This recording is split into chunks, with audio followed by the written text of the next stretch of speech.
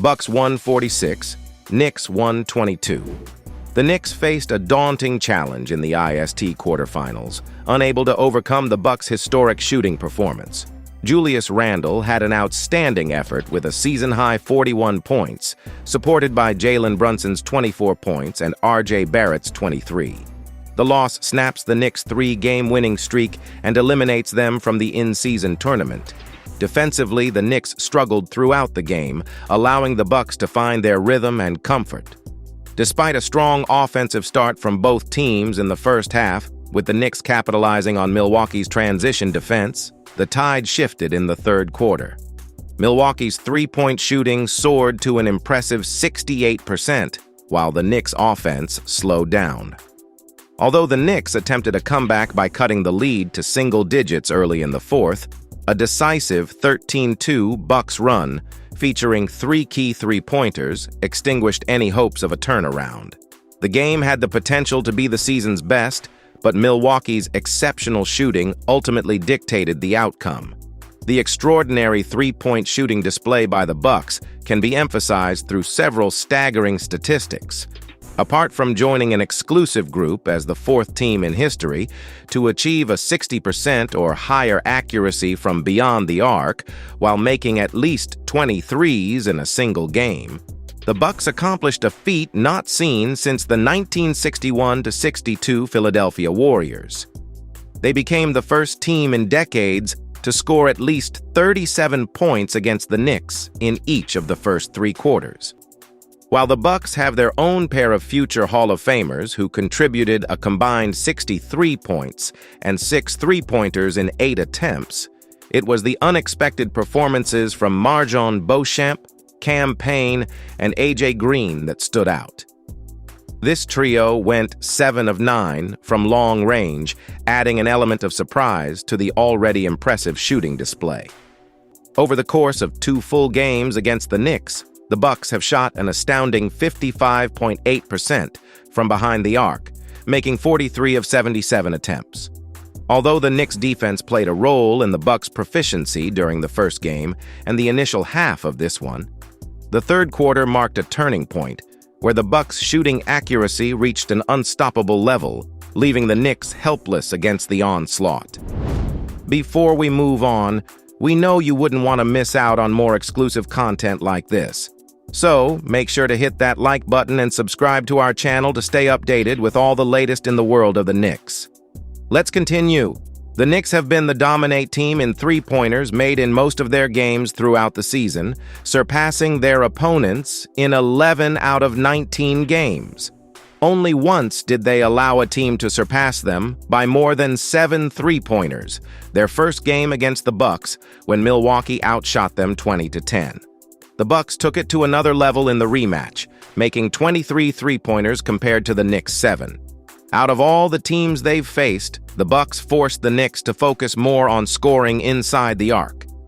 Despite the Knicks taking advantage of the opportunities given by Milwaukee and scoring 122 points, one of their highest totals this season, in the end, the numbers game caught up with them. The Bucks game marked Quentin Grimes' 7th game since a brief 2-night absence due to injury. In his first game back, he missed all 6 of his three-point attempts. Since then, he's been taking fewer shots, with just 1 three-pointer against the Bucks.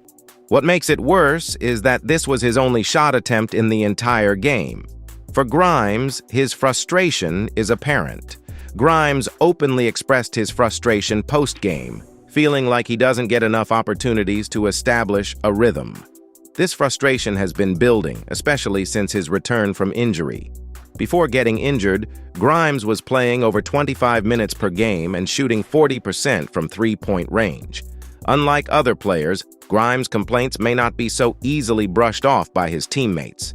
He publicly stated that every shot he takes feels like it weighs a ton, which is unusual for a professional athlete.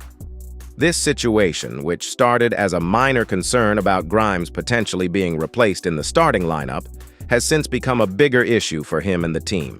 As a young player, he's worried about his role in the rotation and how it affects his future negotiation power.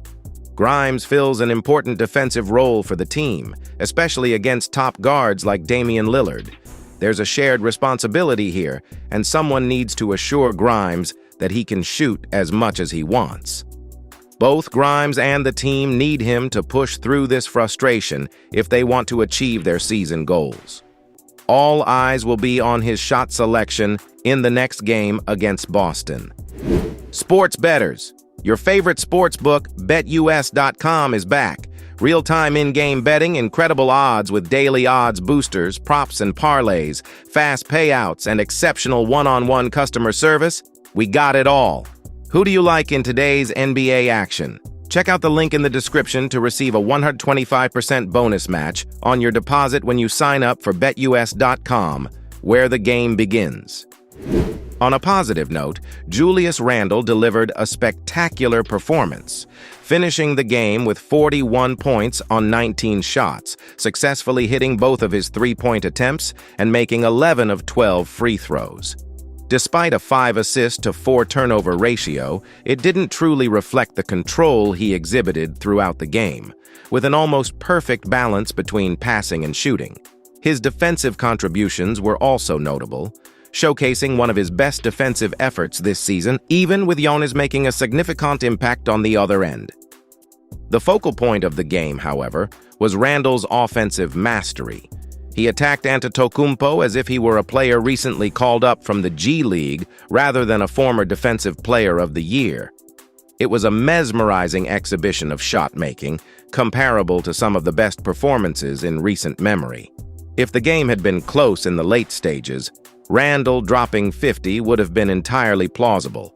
Looking ahead, the Knicks are set to face the Celtics on Friday night in Boston, part of the hellish schedule they have to endure, partially imposed by the injection of the in-season tournament.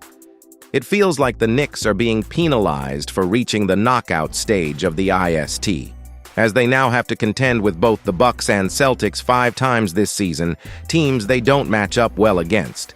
Additionally, they will have an unbalanced schedule of only 40 home games and 42 road games, prompting a call for the NBA to address this scheduling issue in the summer.